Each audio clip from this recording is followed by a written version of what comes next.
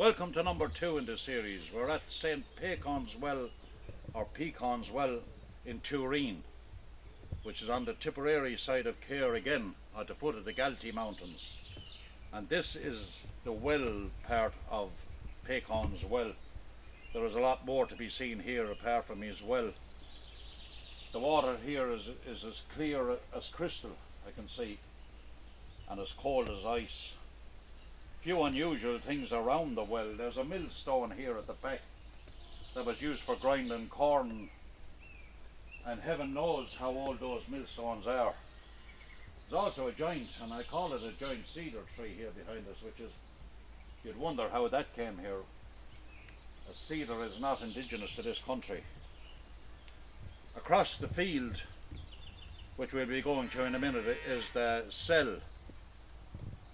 And St.Pecauns cell, which we presumed was a beehive-shaped stone cell or room at the time, and there's a story attached to that when we get here.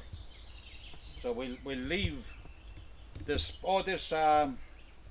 Before I forget, not the magical, the religious properties that go with this St.Pecauns. His feast day is the 26th of May, and they have a pattern day every year. The pattern day, children take part in sports in this field that we'll also see in a minute. And that still happens, and has always happened every year. And I don't think that there's a year that it was ever missed. And it's solely for the people of the parish, or anyone that wants to come and watch. But the games, as far as I know, are just for the children of the parish, and everyone has a great time on that day. And that day is the 1st of August. I've had a bit to it. This is known as St.Pecauns cell, which is probably a dome-shaped building. It's about 100 yards away from the well, just across the field. And legend has it that these holes, the stone here with the holes in it, are made from St. Pecauns and his friends kneeling down praying in here. You'd have to admit that they would have had to do a hell of a lot of praying to wear holes like that in the stone, but who knows. The Whitehorn here behind me, when people gather around here doing religious services and mass a couple of times a year, some people take little bits of bark from the tree and bring it with them, and they say that it safeguards their house against fire once they have that little bit of bark gone, which is another part of the legend. And you never know. Why take a chance if something like that, as simple as that? Don't bother taking out fire insurance, take a bit of bark from St. Pecauns tree. We'll go now to the church proper. He built a little church across the way, which is about 200 yards, and the whole thing takes place in a little triangle. The church is over there, the well is over there, and it's all in a triangle. At one time, of course, there wouldn't have been any ditches around, and this would be, he'd walk comfortably from one spot to another. This, of course, would date from around the 7th century, so this is, I think he came here in 688 or 689, so the 7th century. This is a very, very old building. This is twice as old as the castle in Cahir.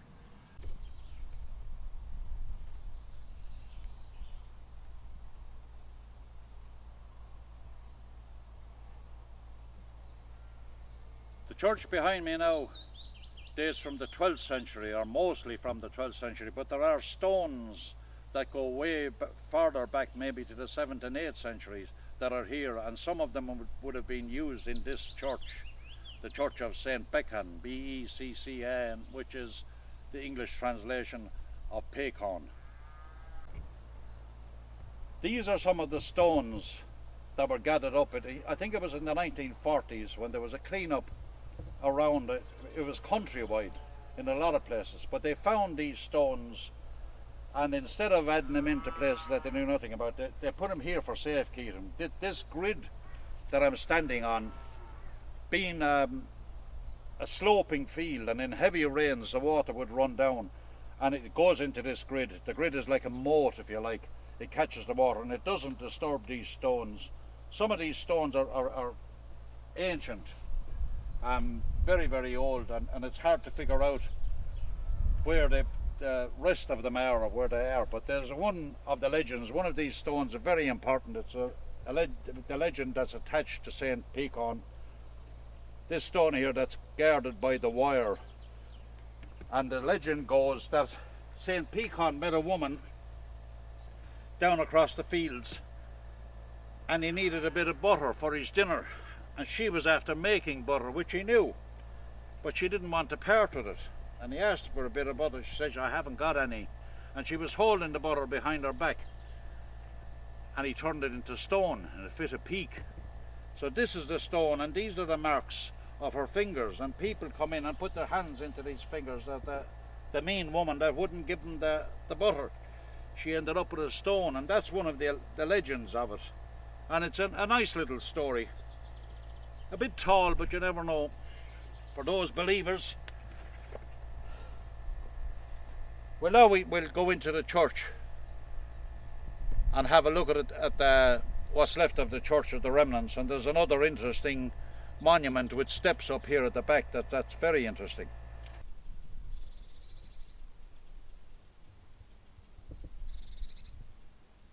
This peculiar building, it's opposite the door of the church. I'm probably about 10 feet, 3 meters maybe over ground level, and this cross is up here. It's like a mini pyramid, and this was definitely a cross, because I can feel the hole that held the crossbar on it, and where it is, I don't know, it may be buried among all the rest of those stones and they haven't found a way of piecing it up. But a couple of peculiar things about why this and why this shape, why the cross is to one side rather than the middle, because usually the monks did everything to perfection. It's right opposite the door of the church.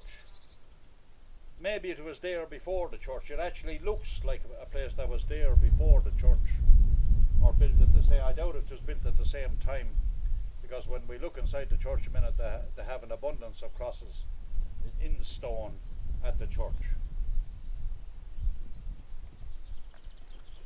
Yeah. Where I'm standing is at the base of that, for want of another word, the pyramid type, with the pyramid type structure with the cross on top of it. And behind me is the only door to the church.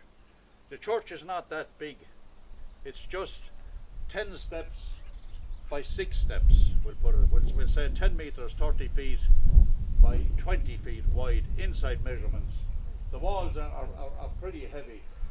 There's a couple of unusual windows in it, and unusual carvings over the windows, and unusual carvings on the stones inside, which are probably done for hundreds and hundreds of years ago, but we can actually feel them and hope we can see them with the camera when we go in. On it. But there's other crosses over here that are carved in relief, just the edges of them carved out. Now, to me, they look very, very, very old, and some of them are in this certainly you'll have to take rubbings to actually see what's on these, you know, and it's well worth. It's definitely very, very old Irish. Now, I haven't a clue what years, but as I say, these stones would be older than the church itself, because they would have been found and brought in and put in there, because they looked at, there's actually cement between them, cement and lime, which this church wouldn't have had at the time. They'd have just had that mortar.